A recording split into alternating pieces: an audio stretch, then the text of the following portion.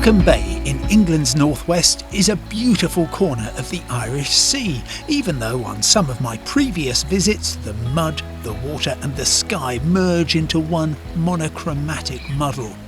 The body of water separates the Lancashire coast from the Cumbrian hills, but at some phases of the tide, the seabed of Morecambe Bay actually connects them. Every 12 hours and 25 minutes, the moon's gravity drags the water from the bay, allowing people and animals to cross the sands. For centuries, Morecambe Bay constituted the main route between Lancashire and the southern part of the Lake District. Until the railway opened in 1857, mail coaches ran across the sands. But many lives have tragically been lost over the years. The only safe way to walk is in the company of an official guide on an organised expedition, which happily means raising money for charity. For my barefoot journey from Lancashire to Cumbria, I signed up with a group of 400 others, making the journey for the local sight loss charity Galloway's, and wearing bright yellow t-shirts to make herding more manageable.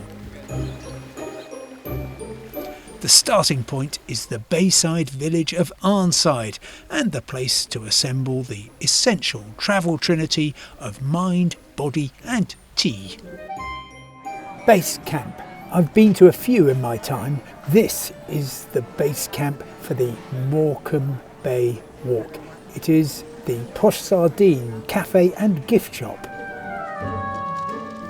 I imagined we'd head straight into the bay, but in fact for the first couple of miles we edged down the shore to White Creek, burning vital energy and calling for another pit stop. Advanced base camp, this is White Creek.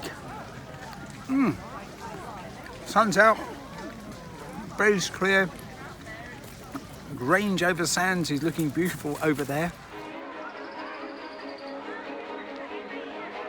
Finally, it was time to start the crossing with a tractor to help usher us across. I'm not an expert on agricultural machinery, but I'd be a bit concerned about rust. Good to see that plenty of hikers had brought their dogs. A safe path across the sands is marked by laurel bushes on a course led by the official Queen's Guide. And until 2019, that was Cedric Robinson, who served in the role for 56 years, having grown up in Morecambe Bay. Fishing with a horse and cart with my father, cockling, mussling, setting the nets. In 1963 I was appointed guide. Come from a village, never met anybody. Nobody moved out of the village, nobody moved in. All the same people, you know everybody. I've met the Queen, I've dined with the Queen on 3 occasions. It's lovely. She took a liking to me, she did. Yeah. Prince Philip was a bit jealous. Sands is appropriate for some of the terrain exposed by the action of the moon's gravity, a hard-packed surface you could land a jumbo jet on. But fast progress stops abruptly at the point where you ford the channel formed by the River Kent as it rushes from the highlands of Cumbria to the sea. There'll be 2 guides, one at each end. You stay within those boundaries. Yeah, and we head down with the road. The current Queen's Guide, Michael Wilson, is on hand to advise on the current.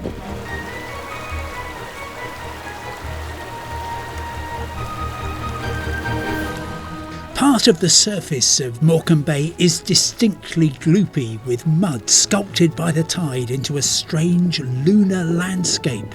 For a walker across the bay, time is one enemy, quicksand is the other, with small patches of glutinous jelly that seem to swallow each footstep. The Ordnance Survey map carries a red alert. Public rights of way across Morecambe Bay are dangerous. Seek local guidance. And in 2004, rising tides cost the lives of 23 Chinese cockle pickers who tragically drowned in the bay. When you're walking in unfamiliar surroundings, it's natural to focus on what's underfoot. But don't forget to gaze around and appreciate the vast sky and superb surroundings.